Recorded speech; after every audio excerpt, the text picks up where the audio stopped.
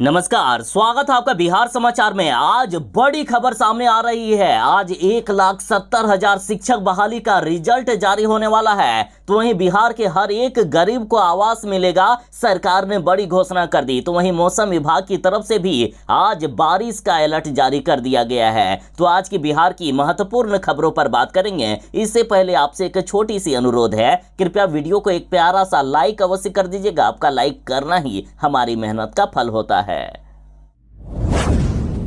बिहार के शिक्षक अभ्यर्थियों के लिए सबसे बड़ी खबर आ रही है। शिक्षक बहाली का रिजल्ट आज भी जारी हो रहा है। 1,70,000 शिक्षक बहाली का रिजल्ट आज ही जारी किया जाएगा। देखिए, शिक्षा विभाग के अपर मुख्य सचिव के पाठक ने बड़ी घोषणा कर दी है कि आज यानी 10 अक्टूबर को ही नतीजे जारी हो सकते हैं और सबसे पहले 11वीं से 12वीं का रिजल्ट जारी किया जाएगा। और सरकार ये चाहती है कि ज्यादा से ज्यादा शिक्षक अभ्यर्थी को पास किया जाए, क्योंकि सरकार का ये लक्ष्य था कि कम से कम 70% पदों को भर दिया जाए इस बहाली प्रक्रिया के द्वारा। लेकिन उतने अभ्यर्थियों ने कई विषय में तो एप्लीकेशन ही नहीं डाले हैं और बीएड अभ्यर्थियों को प्राइमरी शिक्षक से बाहर कर दिया गया है। तो जितने अभ्यर्थी चाहिए सरकार को उतने मिल ही नहीं रहे हैं। इसलिए अब न्यूनतम अर्हता यानी कट ऑफ मार्क में ही कमी करके ज्यादा से ज्यादा शिक्षक अभ्यर्थियों को पास करवाया जा रहा है। तो जिनका थोड़ा भी अच्छा एग्जाम गया होगा ना, वे इस बार शिक्षक बन सकते हैं। एक सुनहरा मौका है इनके लिए।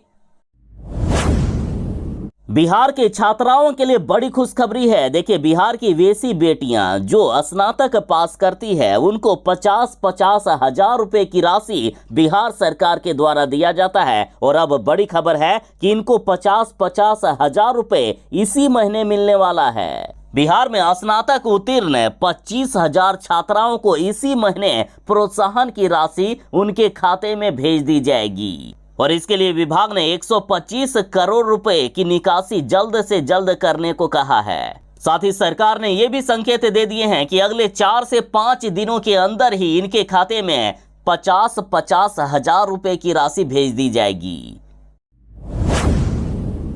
बिहार सरकार ने बड़ी घोषणा कर दी है। बिहार सरकार के कृषि मंत्री जी ने कहा है कि बिहार में हमने जातिगत गणना इसलिए तो करवाई है ताकि हर गरीब को हम आवास दे सकें। जो गरीब है, जो मंदिरों के आगे भीख मांगते हैं, जिनके पास ना ही जमीन है ना ही घर है, या फिर वैसे लोग जिन्हें बंटवारे की वजह से अब जमीन नहीं मिला, घर नहीं मिला, तो उनको सरकार अब घर देगी। साथ ही कृषि मंत्री जी ने उनसे सवाल पूछा है जो जातिगत गणना का विरोध कर रहे हैं कि मंदिर सोना का बना होता है तो मंदिर के बाहर बैठने वाले गरीब भीख क्यों मांगते हैं। कृषि मंत्री जी ने कहा है कि इसी गरीबी को दूर करने के लिए बिहार में जातिगत सर्वे किया गया है। इन्होंने ये भी कहा कि ऐसे गरीबों के लिए मुख्यमंत्री आवास योजना भी शुरू करना होगा तो हम करेंगे। इन्होंने साफ तौर पर कहा है कि ये कोई गणना नहीं बल्कि मंदिर के बाहर बैठकर भीख मांगने वाले जैसे गरीबों का उत्थान के लिए ये सर्वे किया गया है। अगर इनके पास घर नहीं है तो इंदिरा आवास या कोई आवास यदि इनको नहीं मिला है तो इन्हें मुख्यमंत्री आवास योजना से घर दिया जाएगा। जिनके पास जमीन नहीं होगा उन्हें जमीन हम देंगे। इन्होंने कहा कि भगवान को मानने वालों को हम आवास देंगे, तो इसमें गलत क्या है। इन्होंने कहा कि ये कोई जातिगत गणना नहीं बल्कि इससे गरीबों को चिन्हित किया गया है ताकि उसका उत्थान कर सके हम। साथ ही मुख्यमंत्री नीतीश कुमार ने भी घोषणा कर दी है कि बिहार में अब कोई भी बेघर नहीं रहेगा, सभी को जमीन और घर दिया जाएगा।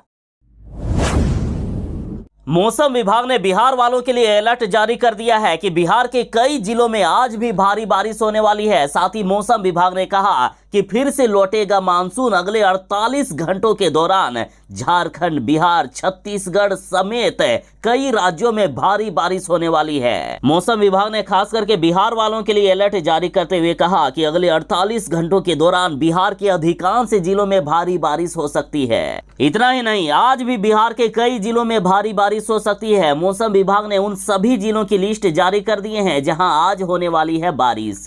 आज बिहार के 23 जिलों के लिए अलर्ट जारी किया गया है। आज बिहार के पटना, गोपालगंज, सिवान, सारण, भागलपुर, खगड़िया, बांका, किशनगंज, वैशाली, बेगूसराय, मुंगेर और अररिया में भारी बारिश का येलो अलर्ट जारी किया गया। जबकि सीतामढ़ी, मधुबनी, दरभंगा, सुपौल, शिवहर, पूर्णिया, मधेपुरा, मुजफ्फरपुर और समस्तीपुर में अति भारी बारिश का अलर्ट जारी किया गया है।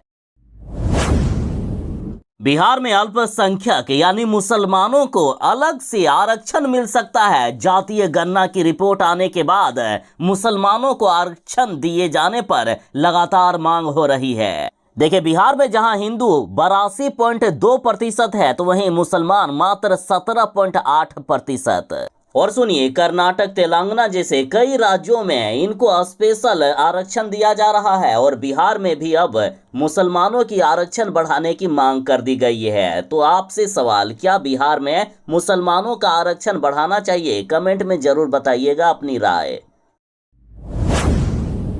सन ऑफ बिहार मनीष कश्यप की रिहाई को लेकर बड़ी खबर है। अब तक मनीष कश्यप ये कहते थे कि हमें बिहार की कानून व्यवस्था पर पूरा भरोसा है। भले ही तेजस्वी यादव ने मुझे फंसाया है, पूरा तंत्र लगा हुआ है कि मैं जेल में ही रहूं, लेकिन बिहार पुलिस पर हमें भरोसा है। लेकिन अब आखिरकार मनीष कश्यप का ये भरोसा भी कमजोर होता हुआ दिख रहा है। मनीष कश्यप ने राष्ट्रपति और प्रधानमंत्री से ये कहा है कि बिहार में हमें न्याय नहीं मिलेगा, इसलिए मेरा केस दूसरे स्टेट भेज दिया जाए। मनीष कश्यप ने कहा कि बिहार अभी तेजस्वी यादव के कंट्रोल में है और जब तक तेजस्वी यादव सरकार में रहेंगे मुझे न्याय नहीं मिलेगा। मनीष कश्यप का कहना है कि बिहार और तमिलनाडु को छोड़कर चाहे कोई भी राज्य हो, कहीं भी मेरा केस ट्रांसफर कर दे, बिहार और तमिलनाडु में मुझे न्याय नहीं मिलेगा। इतना ये तो साफ हो गया है।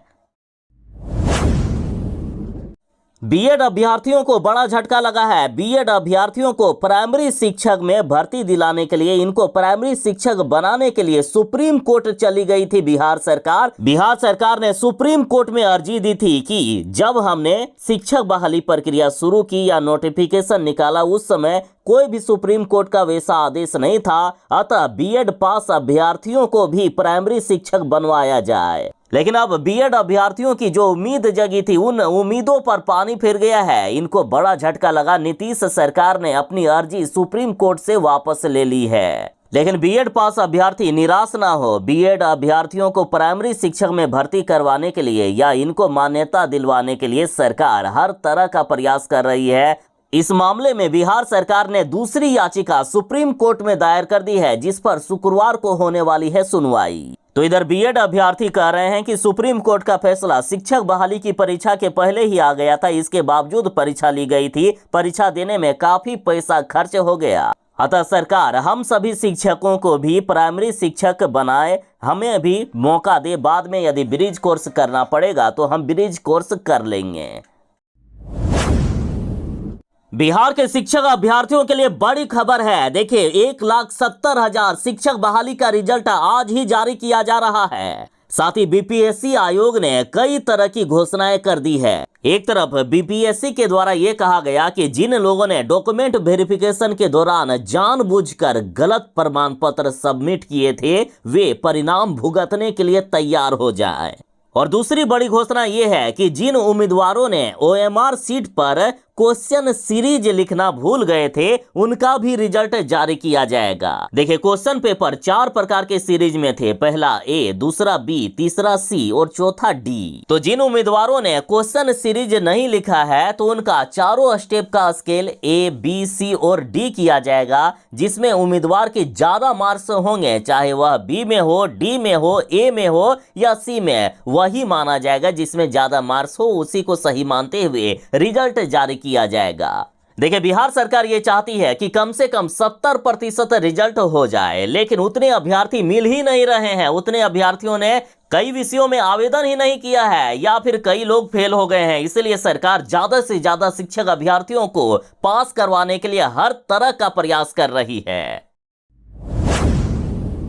ये बिहार है, यहाँ नीतीश का राज है, यहाँ कुछ भी संभव है। बड़े बड़े आपराधिक घटनाएं बिहार में होती है। चाहे अखबार के पन्ने खोल लीजिए या फिर न्यूज चैनल, आपको बिहार में आपराधिक घटनाओं से पूरा का पूरा भरा हुआ मिलेगा। और अब सुनिए, इंटरसिटी एक्सप्रेस पर पथराव कर दिया गया है। जब ट्रेन इंटरसिटी एक्सप्रेस गुजर रही थी पटरी पर तो कई लोगों ने पत्थर फेंका और पत्थर से कई लोगों को जख्मी कर दिए। देखिए, बिहार के मोतिहारी में ट्रेन पर पत्थरबाजी हुई है। बापूधाम मोतिहारी सुगोली रेलखंड पर चेलाहा हाल्ट के समीप सोमवार की शाम 15216 डाउन नरकटियागंज मुजफ्फरपुर एक्सप्रेस पर शरारती तत्वों ने पथराव कर दिया है और जिसमें कई यात्रियों को गंभीर चोट लगी है। बताया जा रहा है कि पत्थरबाजी में जो खिड़की के पास बैठे थे उन यात्रियों को सबसे ज्यादा चोट लगी है। कई यात्रियों के सिर फूट गया है।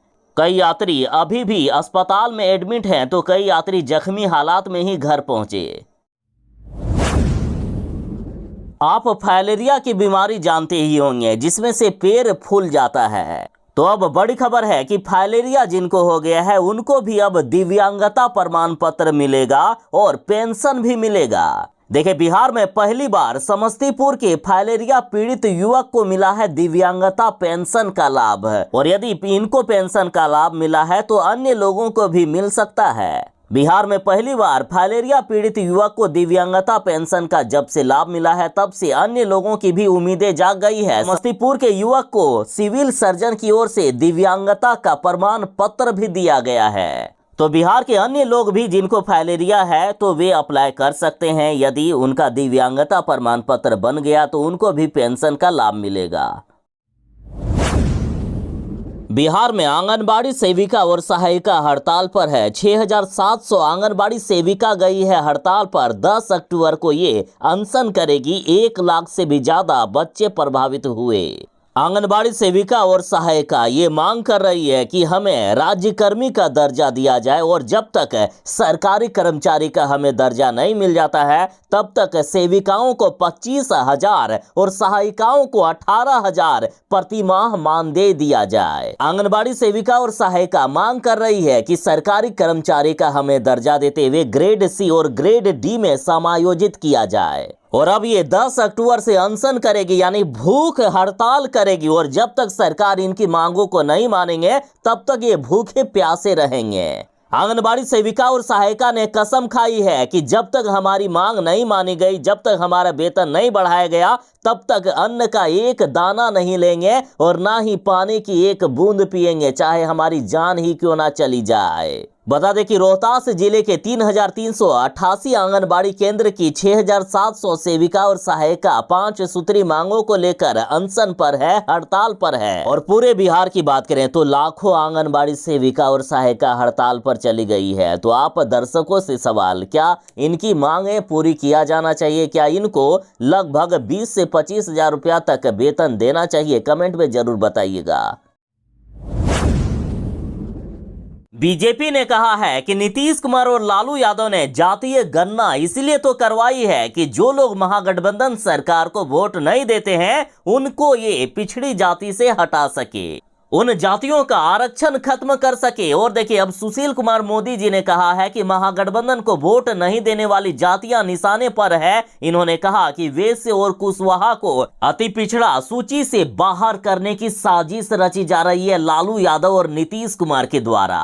सुशील मोदी ने कहा है कि ये लोग जानते हैं कि वैश्य और कुशवाहा इनको वोट नहीं देंगे, इसलिए सबसे पहला टारगेट यही है। बाकी जितने भी जाति बिहार में हैं जो महागठबंधन को वोट नहीं देते हैं उन सभी को टारगेट किया जा रहा है। साथ ही इन्होंने कहा कि मुसलमानों की 3 ऊंची जातियों को अति पिछड़ों की सूची में रखा गया, जो बिल्कुल ही गलत है। अति पिछड़ों का हक मारा गया है। इन्होंने कहा कि लालू यादव और नीतीश कुमार मिलकर तेली, तमोली, चौरसिया, दांगी सहित आधा दर्जन जातियों को अति पिछड़ा सूची से बाहर करने की साजिश रच रहे हैं।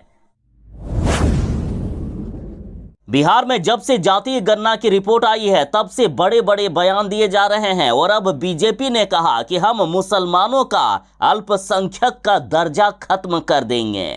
देखिए, केंद्रीय मंत्री गिरिराज सिंह ने कहा है कि मुसलमानों को हम बराबरी का हक देना चाहते हैं, अल्पसंख्यकों को हिंदुओं के बराबर मानना चाहिए। गिरिराज सिंह ने कहा है कि अब ये मुसलमान अल्पसंख्यक नहीं है बल्कि ये हिंदू की तरह बहुसंख्यक हो गए हैं, अतः हिंदुओं की तरह इनको भी सुविधाएं मिलनी चाहिए। गिरिराज सिंह ने पहले भी ये कहा है कि अब ये अल्पसंख्यक नहीं है, संविधान में अल्पसंख्यक शब्द को परिभाषित नहीं किया गया है। गिरिराज सिंह पहले भी कह चुके हैं कि देश में मुसलमानों की संख्या 4 से 5% थी, तब इनको अल्पसंख्यक माना जाता था, लेकिन अब ये अल्पसंख्यक नहीं है, इनकी संख्या करीब 20 करोड़ तक पहुंच गई है। गिरिराज सिंह बोले कि इतनी बड़ी आबादी को अल्पसंख्यक कैसे माना जा सकता है, इनका अल्पसंख्यक का दर्जा खत्म किया जाए।